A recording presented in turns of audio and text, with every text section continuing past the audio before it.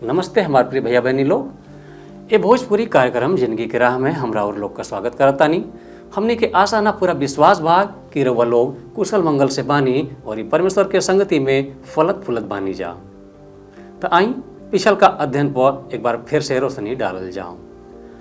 हमने सीखले रहनी है जा कि सेवा के दरमियान हमने के तालमेल परिवार और ई सेवा के बीच में कैसन होखे के चाहिए।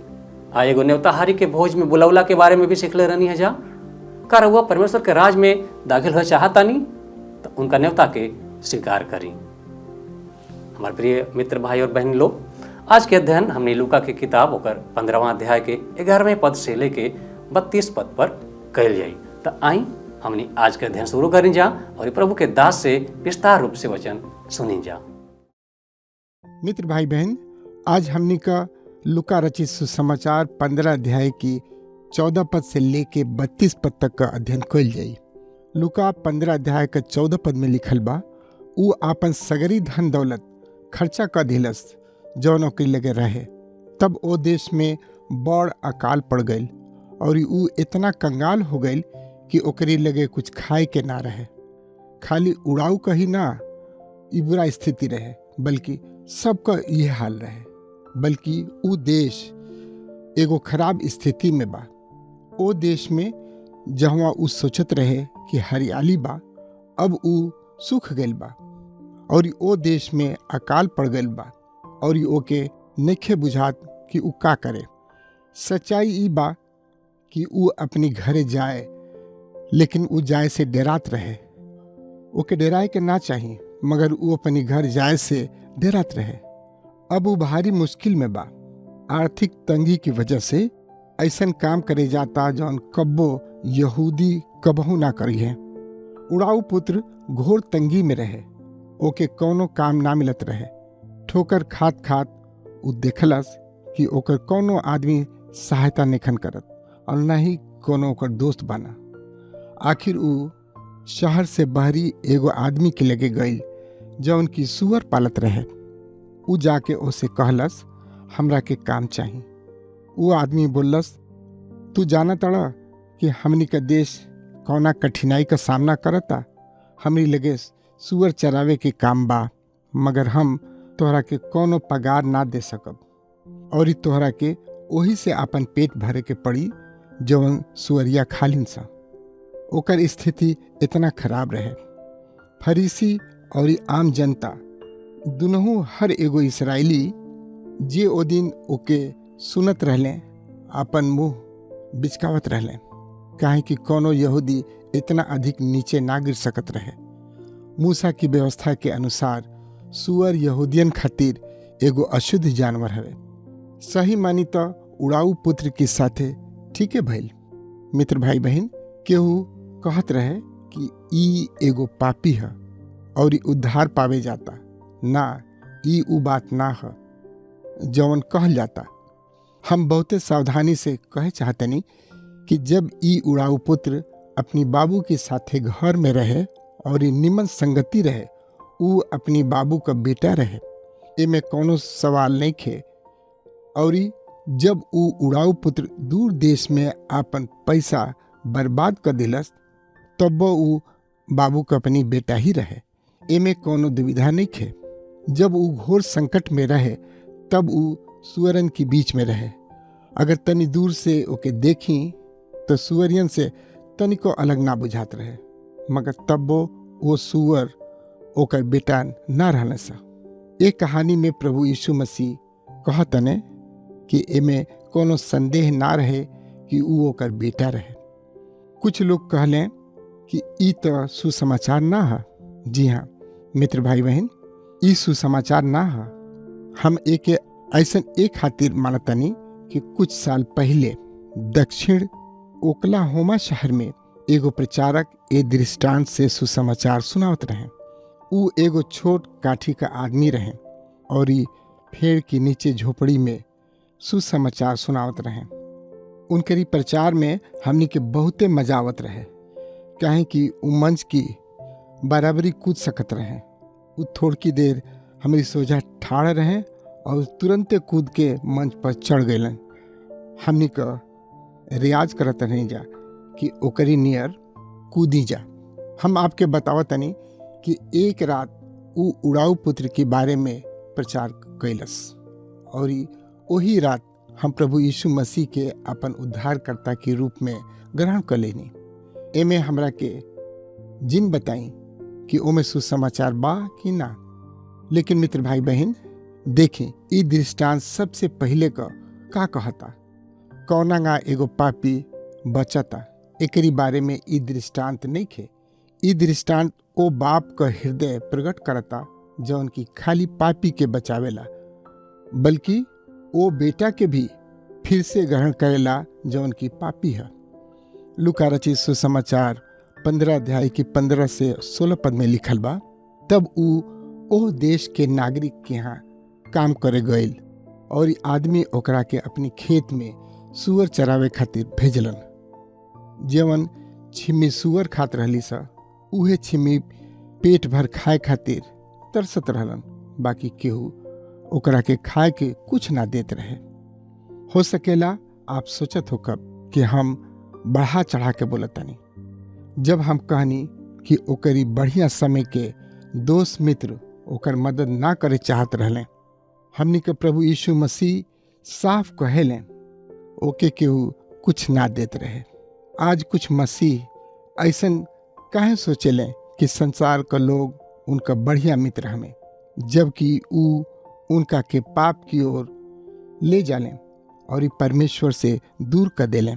कब्बो कब्बो विश्वासियन के ऐसन लागेला जैसे ए उड़ाऊ पुत्र के लागल कि ओके ओकरी घर और ओकरी बाबू से दूर ले जाइल जाता और ऊ सोचत रहे कि ऊ सब ओकर दोस्त मित्र ना हमें, ओके केहू कुछ ना देत रहे। लूका 15 अध्याय की 17 पद में लिखल बा, ऊ आखिर में जब होश में आइल तो कहे लगल कि हमरी बाप के इहवा दुनिया भर का नौकर चाकर बाड़न सा और उन्हनी के खाए से अधिका खाना मिलेला और एजा भूख से हमार जान जाता। वो अपने आपे में आइल पाप हमनी खातिर भयानक काम करेला। ई हमनी के संसार के गलत दिखावेला। ई हमनी के दिखावेला कि हमनी का गलत जगह में बानी जा। ई हमनी के संसार की आनंद के गलत ढंग से दिखावेला और जब हमनी का पाप में रहे नहीं जा तो एके स्पष्ट रूप से ना देख सके नहीं जा। ई उड़ाऊ पुत्र जब अपनी घर में रहे, वो बाहर की दुनिया के देखलस, ओके बहुते नीक लागल, ओमे बहुते हरियाली और मजा रहे।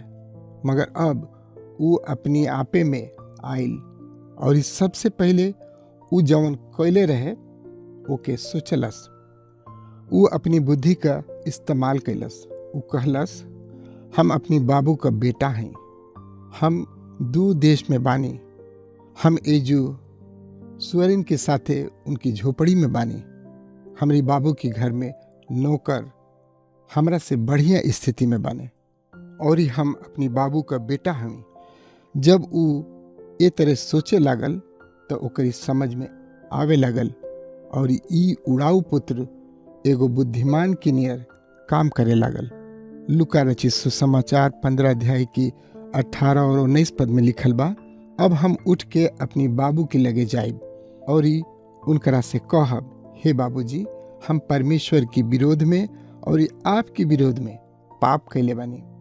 हम आपका बेटा कहाय लायक नहीं खी, हमरा के आप एगो मजदूर के नियर रख ली। अब हमने के सचों ठीक तस्वीर मिलता। ई सब करा ले ठीक तस्वीर बा और ई वो सुंदर घर का तस्वीर है जवन हम आपके बताओ तनी। ई एगो सुंदर घर पिता का घर है। यूहन्ना 14 अध्याय की 2 पद में प्रभु यीशु मसीह कहले, हमारी पिता के घर में रहे को बहुते जगह बा। ई उहे घर ह। पृष्ठभूमि में घर बा और हम पिता के खिड़की से बहरी निहारत देखतानी। जौना दिन से बेटा घर छोड़लस वही दिन से ओकर बाबू खिड़की से बहरी देखत चलल आवत रहलन। का आप जानत तनी कि ऊ काहे खिड़की से बहरी निहारत तने? ऊ जानत तने कि एक दिन जरूर ओकर बेटा सड़की पर डगमगात चाल से घूर के आई।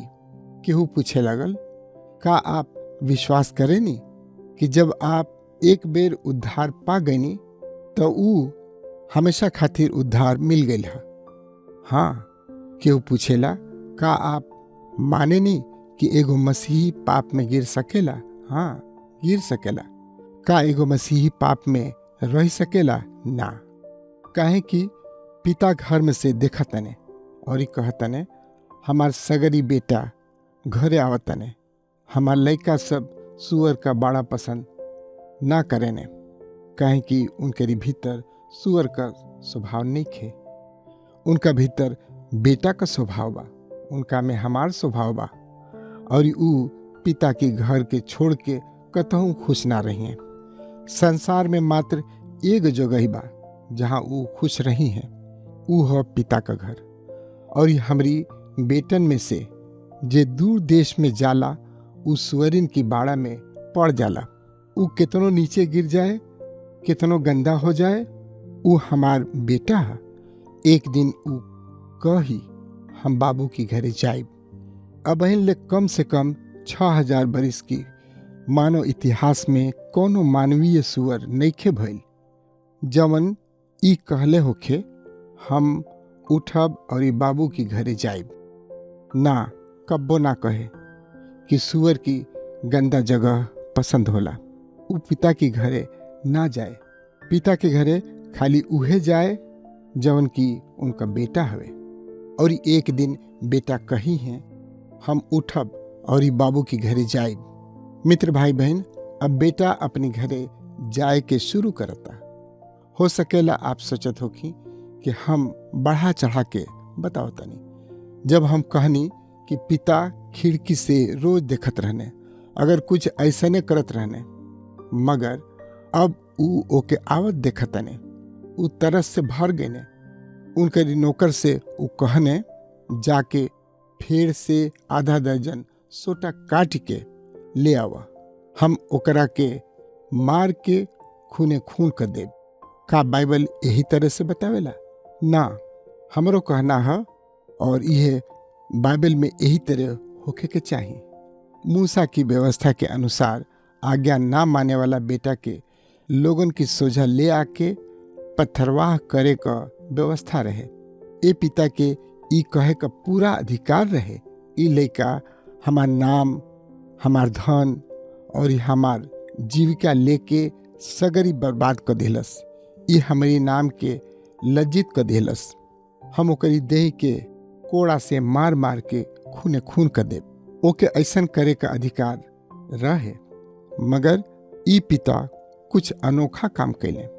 जब हमार प्रभु यीशु दृष्टांत की ए भाग में अइले और जब ऊ तस्वीर का बढ़िया रंग भरले, तो जवन लोग ऊ हमार रहले चौनिहा गए। ऊ लोग कहले, हमनी के ऊपर विश्वास ना कर सके नहीं जा। ओकर घोर समस्या में पड़ल और इस सुअरन के बीच में रहल देखल ठीक ना है, मगर पिता का बेटा के सजा दिहले बिना वापस घर में रखल और बाउर होई। ओके तो सजा मिले के चाहिए। ये बात के हम पसंद ना करेनी। का आप देखते नहीं कि पिता का कहने? देखें, लूका रचित सुसमाचार 15 अध्याय के 20 पद में लिखल बा, मन में ई विचार क के उठलन और ऊ अपनी बाबू के यहाँ चल दिलन। जब ऊ अभिन दूर देश रहलन, तब्बे उनका बाबू उनका के देख लेलन और उनका मन दया से भर गल। ऊ दौड़ के अपनी लइका के गौर से लगा लेलन और खूबे चुमलन। ऊ मैल कुचैल कपड़ा में रहे, ओकर देह बसात रहे, ओकर देह से सुअर का गंध आवत रहे। लइका ठाढ़ रहे और ओकर पिता ओकरी लगे जातने। ओके घर से लगा के चूमतने। लुका रचित सुसमाचार 15 अध्याय की 21 पद में लिखल बा, बेटा कहलस, बाबू हम ईश्वर के देखे में और आपकी देखे में पाप कैले बनी, और अब हम तोहार बेटा कहाए जोग नहीं खी।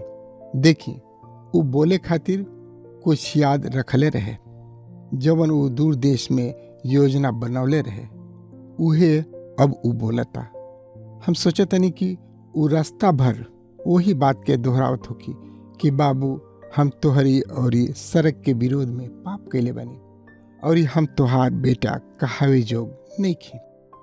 हमरा के अपनी नौकर की नाहिन रख लें। वो अपने पिता से कहे चालू कैलस, मगर पूरा कही ना पौलस कि हम आपका बेटा कहावे जोग नहीं खी। अब इतने कही पहले रहे कि ओकर बाबू ओके रोक दिले। लुका रचित सुसमाचार 15 अध्याय की 22 से 24 पद में लिखल बा, बाकी उनका बाप अपनी नौकर से कहलन, जल्दी जल्दी से अच्छा अच्छा कपड़ा निकाल के इनका के पहिरावा जा, और इनके हाथ में अंगूठी और गोड़ में जूता पहिरावा जा, और पालल जानवर ले आके मारा जा, जौना से हमनी को खाई जा और खुशी मनाई जा। काहे कि ई हमार बेटा मुँह गल रहे, बाकी अब ई जी गइल बा, और भुला गइल रहे, बाकी अब मिल गइल बा। ए तरह उ लोग खुशी मनावे लगलन जा। अगर आप आनंद चाहतनी तो उ दूर देश में ना मिली, मगर आप परमेश्वर का बच्चा हमी तो आप पाप क के बच ना सकेनी। आप सुअरियन की बाड़ा में पहुंच सकेनी, मगर आप ओमे कबहू आनंद ना पा सकेनी। अगर आप पिता का बेटा हमी तो एगो दिन आई जब आप कहब, हम उठब और पिता के लगे जाइब, और आप जाइब, और जब आप जाइब तो उनकरी सोझा पश्चाताप करब। यूहन्ना 1 अध्याय की 9 पद में लिखल बा, और यदि हम अपनी पाप के मान ली तो उ हमारी पाप के क्षमा करे और हमके सगरी अधर्म से शुद्ध करे में विश्वास योग्य और धर्मी हमें। यही तरह एगो पाप करे वाला बेटा पिता के घर की संगति में वापस आवेला। वास्तव में पश्चाताप ही वापस जाए का रास्ता है। का आप कबो ध्यान दिले बनी कि पिताजी का कहना है? वो अपनी बेटा खातिर का करे वाला बना? वो कहतने कपड़ा ले आवा जा। अब ई साफ कपड़ा रहे जौन ओके नहवावे के बाद पहिरावल गई, और अगर हमनी का अपनी पाप के मान ली जा तो वो हमनी की पाप के क्षमा करे और हमनी के सब अधर्म से शुद्ध करे खातिर विश्वास योग्य हमें और धर्मी हमें। प्रभु यीशु मसीह हमनी के साफ करे ने, जे कि अपनी कमर में गमछा बंधले, उहे हमें जे अपनी लैकन के साफ करे ने, जवन की उनकरी लगे वापस आवे ने। ओके साफ कर ही के पड़ी, काहे कि उ दूर देश से आइल बा, और उ कपड़ा प्रभु यीशु मसीह की धार्मिकता का कपड़ा है जौन ओके साफ करे के बाद पहिरावल जाला। अंगूठी बेटा के जवान होखला और अधिकारी होखला का चिन्हा है। ओके असली हालत में ले आवल गई, ओसे कुछ लिहल ना गई। ओके अपनी पिता के घर में असली जगह पर ले आवल गई। प्रभु यीशु ए घड़ी अपनी पिता की दहिनी ओर बाने। अब बहिनो सेवा खातिर उनकी कमर में गमछा लपेटल बा। जे दूर देश में अपन हाथ या पैर गंदा करे लें और पिता की सोझा आके पश्चाताप करे ने, उ हमने की पाप के क्षमा करे ने, विश्वास योग्य और धर्मी हमें। उ हमनी के सगरी अधर्म से शुद्ध करे ने। हमनी के वही तरह अवे के बा जौनांगा उड़ाऊ पुत्र आइल। बाबू हम पाप कैले बनी और हम तोहार बेटा कहावे जोग नहीं खी। हमरा के एगो मजूरा नियर राख, और पिता कहिए हम तोहरा के कब्बो मजूरा ना बनाइब। तू हमार बेटा हवा, हम तोहरा के शुद्ध करब। हम तोहरा के वापस अपनी संगति में ले आइब और तोहके काम करे लायक बनाई। बेटा हर घड़ी एगो बेटा रहेला। इस दृष्टांत में एगो औरी बेटा बा। लूका रचित सुसमाचार 15 अध्याय की 25 से 28 पद में लिखल बा, ओ घड़ी ओकर जेठका लड़का खेत में रहे। खेत से लौटत घड़ी अपनी घर के लगे पहुंचल तो ऊ गाना बजाना का और नाच का आवाज सुनलस। तब वो अपनी एगो नौकर के बुला के पूछलस कि ई कुल का होता। ऊ नौकर उनका से बतौलस कि तुहार छोटका भाई घरे आयल बाड़न और ई तुहार बाबू पालल जानवर के कटवले बाड़न। ई सुन के बड़का भाई इतना खिसिया गई कि ऊ घर के भीतर ढुकलना चाहत रहे। तब उनका बाबू बाहरी निकल के उनका के मनावे लगलन कि अंदर चला। ए लड़का को सुन के ई कितना शिकायत करे वाला और ई बात के पकड़े वाला है। ये असली उड़ाऊ पुत्र है। जब ऊ सुनलस कि ओकर भाई वापिस घरे आयल और ओकरी खातिर जश्न मनाल जाता तो ऊ खिसिया गई। ऊ भीतरी घुसल और जश्न में शामिल होकर ना चाहत रहे। ओकर बाबू ओके भोज में शामिल होके खातिर मनावे लगले। लूका रचित सुसमाचार 15 अध्याय की 29 से 32 पद में लिखल बा, बाकी ऊ अपनी बाप से कहलस, देखी हम आपका इतना साल से सेवा करतानी और हम कबहू आपका बात नहीं टलले। कबो आप हमरा के एगो बकरी का बच्चा ना दिहली कि हम अपनी संगिन के संगे खुशी मनाई। बाकी आपका ई लड़का जौन की आपन धन दौलत वेश्यन में उड़ा दिलस, अब वापिस आयल है तो ओकरी खातिर आप पालल जानवर कटवा दिली। उनका बाप उनकरा से कहलन, हे बेटा, तू तो हरदम हमरी संगे रहला। जवन कुछ हमार ह सब कुछ तुहार है। बाकी हमनी के जश्न मनावे के चाही और खुश होके के चाही कि ई तोहार भाई मुँह गईल रहे, बाकी अब जी गईल बा।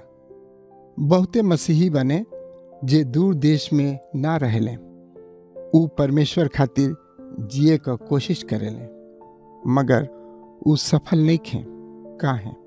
ऊ हर प्रकार की आत्मिक आशीष से भरल बने, मगर ऊ एके ना लिहे। पर परमेश्वर कहतने, ई सगरी तोहरी खातिर है। सब कुछ जौन हमार बा उ तोहार है, एके ले ला। हमनी का स्वर्गीय पिता आत्मिक आशीष में खूबे धनी हवे और ऊ सगरी हमनी खातिर है, मगर ऊ एके लेबे खातिर हमनी पर दबाव ना डालेने। हमनी के जाए के बा और ये अपनी खातिर लेबे के बा। कहानी बड़का बेटा का अपनी बाबू के संगे संगति से दूर होखला के साथे अंत होता। पिता तब्बो संगति का द्वार खुलल रखले। मित्र भाई बहन, सालों पहले डॉक्टर चार्डविक कहले कि उड़ाऊ पुत्र की ए दृष्टांत में तीसरका बेटा है। छोटका बेटा पिता के हृदय के तुरलस, बड़का बेटा संगति से बहरी रहे और तीसरका ऊ रहे जे ए दृष्टांत के कहले। ऊ हमनी का प्रभु यीशु परमेश्वर का बेटा हमें। ऊ पाप रहित एगो आदर्श बेटा हमें। ऊ दूर देश भागे खातिर ना, बल्कि अपनी पिता का इच्छा पूरा करे खातिर अइले। ऊ अपन जिंदगी लड़ाई झगड़ा में ना, मगर बलिदान रूपी मऊत में बितौले। ऊ एगो उड़ाऊ पुत्र ना, बल्कि शांति के राजकुमार रहले, जे कि जगत की पाप खातिर अपन खून बहाने। ऊ एगो भटकल बेटा ना, बल्कि एगो स्वेच्छा बलिदान रहले। यूहन्ना 1 अध्याय की 12 पद में कहतने, मगर जितने उनका के ग्रहण कैले उनका के ऊ परमेश्वर का संतान होखे का अधिकार दिले। मने उनका के जे उनकी नाम पर विश्वास रखेले, जे खाली उनका नाम पर विश्वास करेले, उनका उद्धार होखेला। मित्र भाई बहन, अगर आप ऊ बेटा हमी जौन दूर देश से चल के आईनी, तो आप पिता से अपनी पाप का पश्चाताप को के उनकरी लगे आ सकेनी। शायद आप बड़का बेटा के नियर जौन पिता की संगति से बहरी बा ओके अपनी भाई का तनिको ध्यान नहीं के या उसे प्रेम ना रहे। उ सोचत रहे कि उ परमेश्वर का सेवा करत रहे। वो अपनी भाई के नियर कब्बो कौनो अपराध ना कैले रहे, मगर तब्बो वो अपनी दोस्तन के संगे कब्बो आनंद ना क पहिले रहे। पिता आपसे कहतने हमार जवन कुछ बा सब तोहार है। ऐसन पिता का होखल बहुते अद्भुत होला।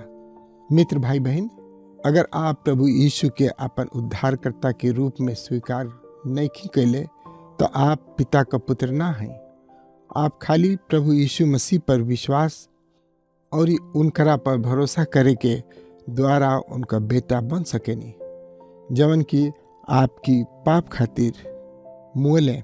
अगर आप प्रभु यीशु मसीह के ग्रहण करब और उनकी लगे आए तब परमेश्वर आपका पिता बन जाई हैं और वो आपके कब्बो बाहरी ना निकली हैं। अगर आप उनका के छोड़ब और उनके लगे वापस लौटब तो वो आपके गले लगे हैं और गले लगावे खातिर इंतजार करी हैं। ये कितना अद्भुत बात है। आज की आराधना का समय अब यही जो समाप्त होता। परमेश्वर की संगति में रही। प्रभु आप सबके आशीष प्रदान करस। प्रिय मित्र भाई और बहन, आज हमने के परमेश्वर के दास से संसार में हराइल एगो ऐसा बेटा के बारे में देखनी है जा जवन मनमानी जिंदगी जियत रहे। वो अपना गलती के मान के अपने बाप के पास वापस आइल और ओकर बाप ओकरा के माफ करके ओके अपने छाती से लगा लिहन, कहे से कि वो ओकरा से बहुत प्यार करत रहलन। प्रिय भाई बहन लोग, रउआ जिंदगी में चाहे कितनो बड़ा गलती कैले हो खब जा, यदि रउआ समय रहते परमेश्वर से क्षमा मांगब जा तो वो जरूर माफ करी हैं और अपन छाती से लगा ली हैं। तो का आप सब अपन अपन गलती माने खातिर तैयार बानी? आज के अध्ययन कैसा लागल कृपा करके हमनी के जरूर बताई। हमार पता यही घड़ी रउआ के स्क्रीन पर आ रहा बा। परमेश्वर आप सबके आशीष दें। अगला कार्यक्रम में फिर भेंट हुई।